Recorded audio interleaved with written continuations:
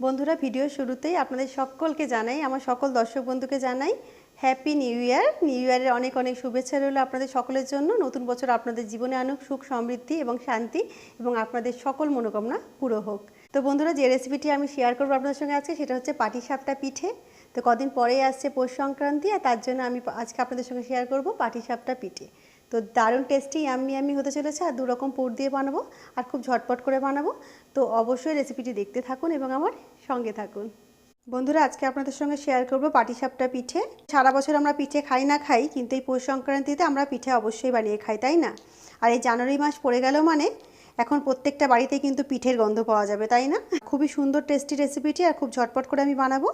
তো দারুণ হতে চলেছে। আমি দুরকমভাবে পুর দিয়ে বানিয়ে দেখাবো আপনাদের। তো অবশ্যই রেসিপিটি দেখতে থাকুন এবং আমার সঙ্গে থাকুন। নারকেল নিয়ে নিয়েছি, একটা বেশ বড় সাইজের নারকেল ছিল বন্ধুরা। সেটাকে আমি কি করেছি, কোড়ার জন্য নারকেলটাকে যখন ভেঙেছি না বন্ধুরা, তখন দেখুন নারকেলটা থেকে না চাকলা চাকলা করে মানে এইগুলো সব ছেড়ে গেছে, নারকেলগুলো উঠে গেছে। তো আমি কি করব, সেই জন্য আমি কি করলাম, মিক্সিতে নারকেলটাকে ভালো করে পিষে নিয়েছি, পিষে আর নারকেলের দুধটাকে আলাদা করে বের করে রেখেছি। তো দেখুন কত সুন্দর গাঢ় একদম ঠিক মানে মিল্কটা হয়েছে। তো এটাকে আমি আলাদা রেখে দিয়েছি, আর আমি এটাকে একটু হালকাভাবে নিচড়ে নিয়েছি। তো আমি এটা দিয়ে একটা পুর বানিয়ে নেব, কারণ পাটিসাপটা পিঠে বানাতে গেলে আমাদের পাটিসাপটার একটা স্টাফিংস বানাতে হবে। তো সেটা বানানোর জন্য আমি নারকেলটা নিয়ে নিয়েছি। তো চলুন না স্টাফিংসটা বানিয়ে নিই। গ্যাস অন করে আমি একটা কড়া চাপিয়ে দিয়েছি, আর ওতে দিয়ে দিচ্ছি আমি ঘি। আমি 1 চামচে ঘি ইউজ করছি, এতে 1 টেবিল স্পুন। আর এর মধ্যে দিয়ে দিচ্ছি নারকেলগুলো। খুব ইন্টারেস্টিংভাবে আমি পুরটাকে বানাবো বন্ধুরা, অবশ্যই লক্ষ্য করবেন, স্কিপ করবেন না প্লিজ, পুরোটা দেখবেন। আপনার কাছে রিকোয়েস্ট রইলো, স্টাফিংসটা কিন্তু ভীষণ টেস্টি হবে। আমি যে পদ্ধতিতে বানাবো অবশ্যই এইভাবে বানাবেন, আপনাদেরও রেসিপিটি কিন্তু খুব ভালো লাগবে। তো বন্ধুরা, আমি পিঠেটাতে যে ব্যাটার বানাবো, ব্যাটারের মধ্যে আমি গুড় দেবো, আর এই পুরটার মধ্যে কিন্তু আমি গুড় দিচ্ছি না। হ্যাঁ, এটা আমি একটু খোয়া ইউজ করব, আর চিনি ইউজ করব, আর কোকোনাট মিল্ক ইউজ করব। তো দেখুন আমি 1 মিনিট মতো এটাকে ফ্রাই করে নিলাম। গ্যাসের ফ্লেমটা কিন্তু মিডিয়াম রেখেছি। এর মধ্যে আমি দিয়ে দিচ্ছি 1 কাপ মতো খোয়াটা দিয়ে দিলাম। বন্ধুরা, খোয়াটা কিন্তু আমি এমনি ভেঙে ভেঙে দিয়ে দিয়েছি, আপনারা চাইলে গ্রেট করেও দিতে পারেন, তাড়াতাড়ি মেল্ট হয়ে যাবে তাহলে। আর বন্ধুরা, এর মধ্যে আমি দিয়ে দিচ্ছি 1 বাটি মতো চিনি। চিনিটাকেও মিক্স করে নেব ভালো করে এর সঙ্গে। দেখুন চিনিটা কিন্তু আস্তে আস্তে মেল্ট হচ্ছে, আর চিনিটা যত মেল্ট হবে তত কিন্তু নারকেলের পুরটা সুন্দর তৈরি হয়ে যাবে। আর এর মধ্যে আমি এই কোকোনাট মিল্কটাকে ইউজ করছি, খুব বেশি নয়, অল্প কোকোনাট মিল্ক ইউজ করলাম, আর এটাকে ভালো করে মিক্স করে নেব।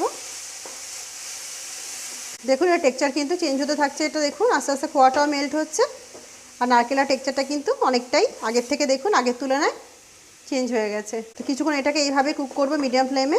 তো বন্ধুরা দেখুন এটা আগের থেকে ড্রাই হয়ে গেছে, আমি এটার মধ্যে আরও একটু কোকোনাট মিল্ক ইউজ করছি।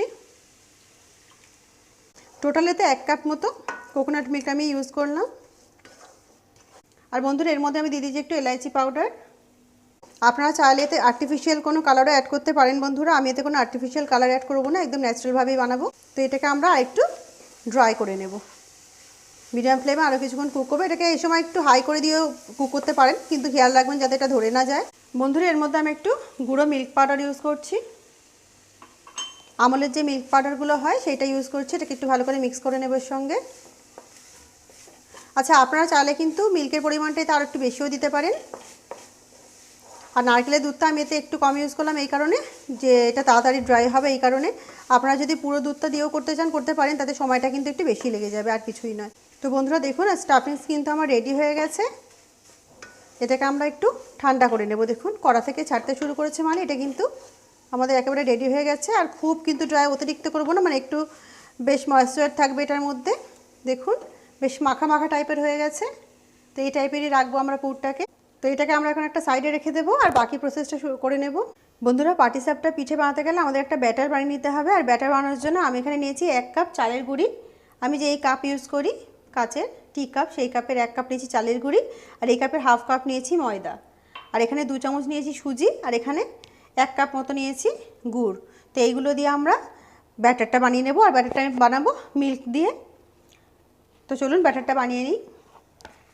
তো ব্যাটার বানানোর জন্য বন্ধুরা এই সবগুলোকে আমরা একটা জায়গায় নিয়ে নেব। বন্ধুরা এতে আমি সামান্য পরিমাণে একটু লবণ ইউজ করছি, সামান্য, আপনারা চাইলে লবণটা স্কিপও করতে পারেন। এর মধ্যে দিয়ে দিচ্ছি মিল্ক। তো বন্ধুরা মিল্ক দিয়ে এটাকে ভালো করে আমরা মিক্স করে নেব। তো আপনারা চামচের সাহায্যে মিক্স করতে পারেন, হাতের সাহায্যে মিক্স করতে পারেন। তো আমি উষ্ণ মিল্ক ইউজ করেছি, এতে খুব ঠান্ডা নয়, উষ্ণ মিল্ক ইউজ করেছি। আপনারা মিল্কের বদলে জল ইউজ করতে পারেন বা মিল্ক দিয়েও এটাকে বানিয়ে নিতে পারেন। তো মিল্কের সাহায্যে এটাকে সুন্দর আমরা একটা ব্যাটার বানিয়ে নেব গুলে। তো বন্ধুরা দেখুন, ব্যাটার কিন্তু আমি রেডি করে নিয়েছি। খুব সুন্দর একটা ব্যাটার বানিয়ে নিয়েছি, না পাতলা না বেশি গাঢ়। দেখুন এই টাইপের ব্যাটারটা হবে। তো ব্যাটার আমাদের রেডি হয়ে গেছে বন্ধুরা। আর আমি এখানে না ক্ষীর বানিয়েছিলাম গুড় দিয়ে, তো গুড়ের ক্ষীর আছে, আমি এইটাও স্টাফিংসে দেব আর দুটো নারকেলের স্টাফিংসে করব। তো আপনাদের দু রকমের স্টাফিংস দিয়েও দেখাচ্ছি। এই গুড়ের ক্ষীর দিয়ে স্টাফিংস করেও কিন্তু পাটিসাপটা পিঠে বানালে দারুণ টেস্টি হয়। তো এটা নিশ্চয়ই আপনারা ট্রাই করেননি, তো অবশ্যই ট্রাই করবেন, ভালো লাগবে। তো এটা আপনাদের বানিয়ে দেখাবো। আর নারকেলের পুর তো দিচ্ছি, তো দু রকমই আমি বানিয়ে দেখাচ্ছি আপনাদের। তো চলুন আমরা পিঠেগুলো বানিয়ে ফেলি। বন্ধুরা গ্যাস অন করে আমি চাটু বসিয়ে দিয়েছি, আর চাটুর মধ্যে আমি একটু ঘি ব্রাশ করে নেব। ঘি ব্রাশ করে নিয়েছি, আর চাটু কিন্তু গরম হয়ে গেছে বন্ধুরা। আমরা ব্যাটারটাকে দিয়ে দেব। তো আপনারা যেরকম সাইজ করবেন সেই রকমই ব্যাটার দেবেন। আমি 1 হাতা করে দিচ্ছি। এই 1 হাতার মধ্যে যেরকম সাইজ হবে আমি সেই সাইজটাই করব। তো মিডিয়াম ফ্লেমে এটাকে কুক করব বন্ধুরা। তো বন্ধুরা প্রথমটাই বানাচ্ছি নারকেলের স্টাফিংস দিয়ে। একটু সাইড করে দিতে হবে নারকেলের স্টাফ, যে কোনো স্টাফিংসই দেবেন একটু সাইড করে দেবেন। আর আস্তে করে এমনিভাবে চেপে চেপে মুড়ে দিতে হবে। আর এটাকে না আস্তে করে একটু ফোল্ড করে দিতে হবে, চেপে চেপে একটু চেপে চেপে করবেন, তাহলে কিন্তু এটা খুলবে না। নিয়ে আর এইভাবে এটাকে মুড়ে দেবেন। তো এটাকে আমরা তুলে নেব। তো বন্ধুরা আবারও এর মধ্যে ব্যাটার দিয়ে দেবো আমরা।